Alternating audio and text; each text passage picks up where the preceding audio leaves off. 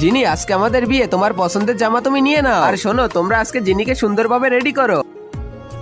এরপরে তো ওরা আমাকে অনেক সুন্দর করে রেডি করে দেয়, আর আমি প্রিন্সের সাথে নিচে আসি। আজকে আমার আর জিনির বিয়ে, তাই তো তোমাদের সবাইকে আমন্ত্রণ জানানো হয়েছে। প্রিন্স কখন চলে যাবে, আমি তো এটারই অপেক্ষায় রয়েছি।